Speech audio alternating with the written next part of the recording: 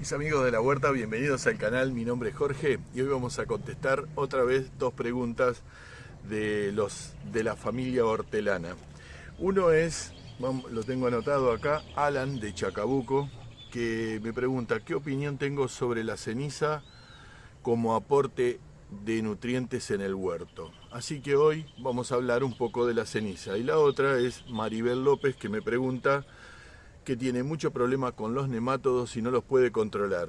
Parecen dos temas totalmente opuestos, pero no, tienen relación, por eso estas dos preguntas las voy a contestar en este video. Así que bueno, primero tenemos que empezar para saber cómo obtener la ceniza, porque no podemos quemar cualquier cosa y transformarlo en ceniza y utilizarlo en el huerto. Primero, que la ceniza tiene que ser solamente de madera y también de huesos. Huesos de cualquier animal, todos sirven por el aporte de fósforo. Pero en su mayoría nadie va a tener tanto hueso, así que lo más importante es la ceniza, cómo hacerla con leña o con madera. Lo ideal son maderas de taninos, y aunque las de resinas como los pinos o las variedades de coníferas también sirven, pero obtenés menor cantidad de ceniza y es una ceniza, para mi gusto o mi punto de vista, un poquitito de menor calidad. Así que solamente de madera tenemos que hablar, y que no tengan, o sea, que no sean cajones, por ejemplo, que estén escritos. Las tintas, recordemos que tienen metales pesados, las tintas, los plásticos, no tiene que haber precintos. No utilices cartón, muchos te van a decir utilizar cartón, no utilices el cartón para hacer cenizas. No utilices papeles, los papeles generalmente tienen tintas. No utilice nada más que madera, solamente madera, y que sea madera no tratada ni pintada. Tratada estoy hablando de barnices, lacas y esas cosas, que todas las pinturas tienen metales pesados. O sea, te pueden decir que casi no tienen, ¿no? Todas tienen. Así que eso no se debe utilizar. Primero vamos a empezar. ¿Qué componentes tienen las cenizas para saber en dónde estamos parados? La mayor cantidad de aportes nutritivos que va a ser una ceniza, esto voy a mostrar, esta sería la ceniza que tenés que lograr. Sería una ceniza que te quedaría totalmente blanca. Yo la paso por un tamiz y logro esto. Y los carbones que me pueden llegar a quedar, que también se pueden utilizar, que ahora vamos a hablar, lo podemos romper un poquitito más chicos así y utilizarlo, pero yo esto mucho no lo recomiendo.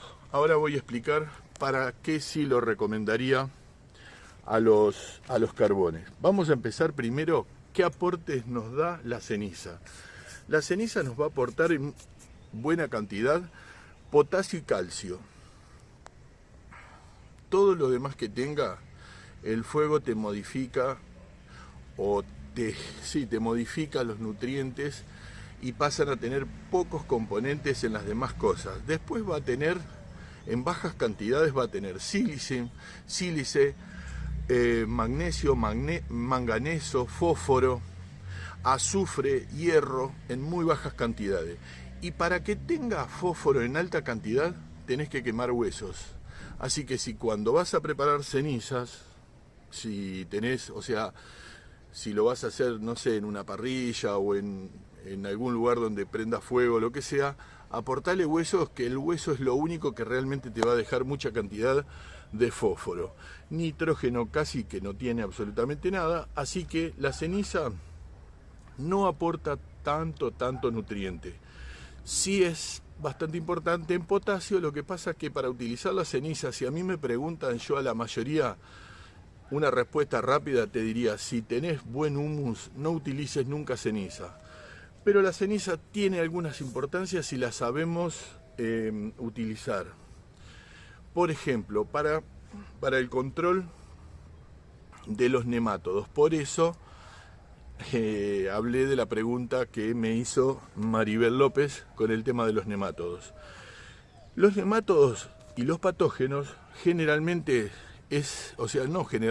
vienen por el desequilibrio de los suelos, y la mayoría de las veces los desequilibrios está que se acidifican los suelos. Y la ceniza lo que hace es elevar el pH y es llegar a neutralizar el suelo.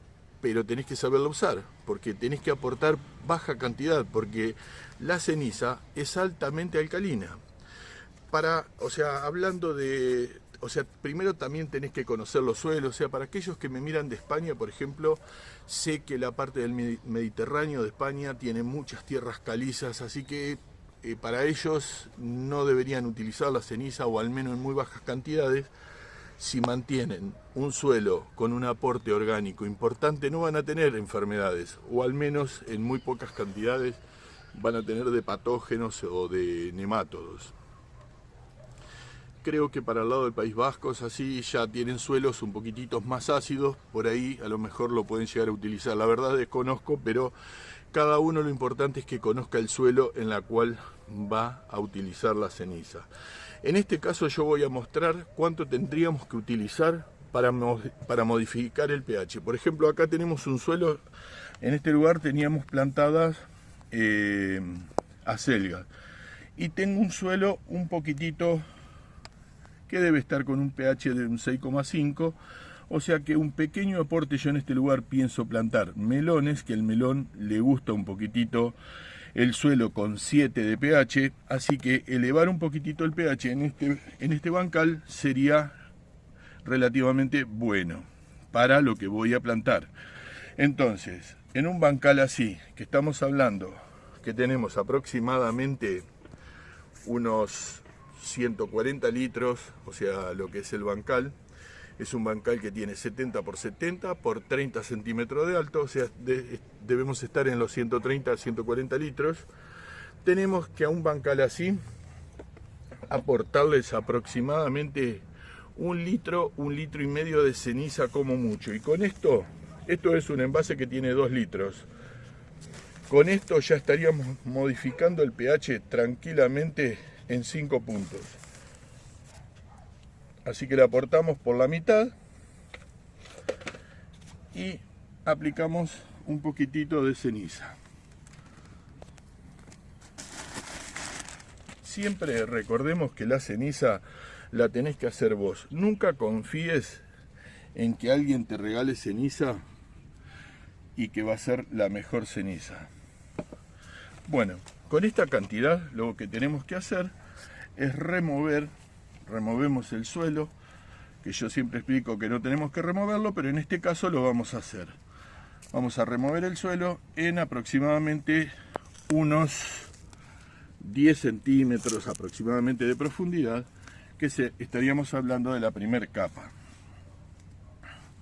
Movemos bien el suelo y vamos, casi que la ceniza va a desaparecer. Siempre el aporte de ceniza lo tenemos que hacer muy controlado. Y vuelvo a repetir, en suelos donde sabemos que el pH o la acidez es menor o igual a 6,5. En 6 así tendríamos que hacer pequeños aportes de ceniza. Así modificamos apenitas el pH, aunque todo aquel que tenga mucho aporte de humus, como lo dije hoy, de abonos orgánicos, es casi que no debería utilizar ceniza. Bueno, como ven, la cantidad de ceniza se desapareció. A esto acá yo lo dejo preparado así, que es donde vamos a plantar. Ahora lo voy a terminar de remover. La cantidad de ceniza desapareció. Esto es una baja cantidad. En esto acá vamos a, tranquilamente se va a modificar. Estoy un poco transpirando. Vamos a modificar el pH aproximadamente en 5. Esto va a quedar en 7, 7,1 de alcalinidad. Y eso en el melón andaría bien, aunque dentro de 20 días, un mes, ya esto va a estar modificado, va a estar en 6,9 seguramente de pH y estaría en el pH óptimo para plantar los melones. Bueno, vamos a hablar de cuando tenemos patógeno. ¿Por qué la ceniza corrige el tema de los patógenos y los nemátodos, porque nemátodos y patógenos siempre se van a alterar cuando los suelos se desequilibran con una acidez importante. Entonces, si nosotros equilibramos el pH del suelo y aportando un poquitito de ceniza y aportamos humus o cualquier materia orgánica, cualquier abono, lo que hacemos es equilibrar el pH y por ende los benéficos controlan a los que se están desequilibrando, a los patógenos. Y los nemátodos, al tener plantas que no le brindan la glucosa, porque el nemátodo, ¿qué es lo que hace? Se hinca o pincha las raíces de las plantas para absorber glucosa. Cuando la planta está nutritivamente bien, jamás le va a brindar la glucosa que necesita el nemátodo. Entonces empiezan a disminuir las poblaciones de nemátodo importantemente. Siempre el nemátodo se va a proliferar en lugares donde tenemos muchísima acidez y una humedad alta con una acidez importante. Entonces ahí es donde empieza la proliferación de ellos y de esta forma lo controlamos. El carbón, pasemos a hablar un poquitito del carbón. Muchos te lo van a recomendar al carbón como que mejora los suelos, los hace más permeables, que conserva la humedad, y yo creo que no es tan así, porque si utilizamos carbón, el año que viene lo vamos a encontrar en el suelo al carbón tal cual lo pusimos este año, y dentro de 2 años el carbón todavía va a estar. A los microorganismos y a los que descomponen las materias orgánicas les lleva más de 10 años descomponer un carbón. Y si nosotros no removeríamos la tierra, el carbón dura añares en la tierra sin descomponerse. Entonces, ¿qué aporte de nutrientes da? Yo diría que es casi mínimo, para no decir nada. Sí, lo recomiendo en lugares como por ejemplo donde tenés tierras con demasiada cantidad de arcillas. Entonces el carbón lo que beneficia es para que el suelo sea un poquitito más permeable. Ahí sí está pasando un avión que está molestando un poquitito. O sea, el carbón mejoraría la permeabilidad de los suelos muy arcillosos. Pero siempre no lo aportes en carbones grandes, siempre molelo, el carbón se muele fácil, molelo y aportalo en carboncillos de esta forma, y así vas a mejorar la permeabilidad del suelo. Y no estarías aportando absolutamente nada de nutriente, pero sí estás mejorando la estructura del suelo, que es importante para las plantas. Porque la tierra arcillosa, recordemos que tiene nutrientes, es bastante buena en nutrientes, pero es muy densa, muy difícil de perforar por las raíces, y eso nos beneficiaría el carbón en un montón. Igual aportar materia orgánica, siempre se debe aportar materia orgánica, y el carbón lo que haría es dejar que sea más permeable, que las raíces puedan circular mejor y así absorber los nutrientes que le vas a aplicar. Me olvidé de contarles, estoy transpirando un montón, porque en este momento no hay tanto sol, pero hace calor hoy. Pleno invierno y tenemos calor en Buenos Aires. Bueno, me olvidé de decir que también los nemátodos, esto es para Maribel, los podés controlar con cultivos. Por ejemplo, en las zonas donde tenés nemátodo, plantá caléndula, plantá ruda, plantá tajetes, dalias. El nemátodo es enemigo de estas plantas que son ornamentales y son maravillosas. Entonces, si vos estás plantando una ruda, caléndula o cualquiera de esas, intercaladas inclusive hasta con la huerta, vas a hacer que la población de nemátodo disminuya a más de la mitad en menos de 5 meses. O sea, el nemátodo no es tan difícil controlarlo cuando trabajamos de forma orgánica. Los nemátodos en el campo se descontrolan en grandes cantidades por las sales que se ponen como fertilizantes. O sea, los fertilizantes que se utilizan tienen altos contenidos de sales residuales, entonces eso es lo que desequilibra los suelos y hace que se proliferen los nemátodos. Así que si utilizas esto que te dije, tomás nota, Maribel, y vas a ir teniendo, mes a mes vas a ir teniendo menos nemátodos. Y para vos, Alan, creo que fui más o menos claro. Utilizá ceniza si querés hacerlo, pero en muy baja cantidad. Acá en la zona nuestra, en lo que es la provincia de Buenos Aires, o sea, todas las zonas de tierras negras que tienen altos contenidos de materia orgánica, como vemos que tenemos tierras con altos contenidos de materia orgánica, no tenemos problemas con los nutrientes. Entonces no tenemos que recurrir a la ceniza. Sí, utilizarlo en bajas cantidades, como dije, para si tenés algún desequilibrio de patógenos. Los patógenos, por ejemplo, serían cuando tenés tizón tardío en el tomate, o mildew, como también normalmente lo llamamos, que yo tengo un video donde hablé del mildew.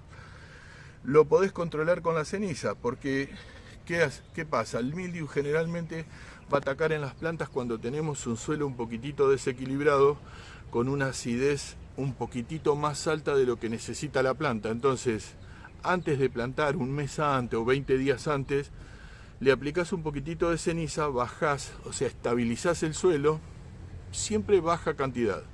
Recordemos eso, no se desequilibren con la ceniza. Equilibrás, en baja cantidad vas a equilibrar el pH y después no vas a tener problema con los patógenos.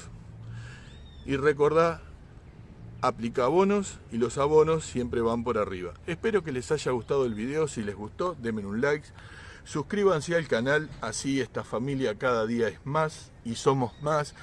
Antes de irme, estaba por despedirme, quiero hacer un breve comentario de lo que hice el otro día. Lidia Samaniego, que me comentaste lo que era el mastuerzo. Y yo cuando era chico siempre mi abuela hablaba del mastuerzo, y la verdad que en el campo tenemos un montón y nunca lo comimos, y era como que no lo teníamos en cuenta. Y también de la otra hierba que es muy comestible, que yo estuve averiguando, es de origen europeo, que es el capiqui, que Fabiana Castillo me lo comentó, y tuve un montón de mensajes diciéndome cuál era una, cuál era la otra, los beneficios de una, los beneficios de otras. Todos cultivamos y a veces se nos escapan estas cosas que son importantes, así que el canal es hermoso para poder compartir esto y poder ir aprendiendo, y nos abre la puerta a todos para ir interpretando mejor la vida en el huerto y la salud en nosotros también, compartidas con las plantas. Así que un abrazo para todos, muchísimas gracias que me lo hayan compartido, y cualquiera que tenga una duda o lo que sea, déjenmelo en los comentarios, que vamos a hacer un video y lo vamos a tratar. Así que ahora sí, me voy, nos vamos a ver el martes en un próximo video. Chao, chao.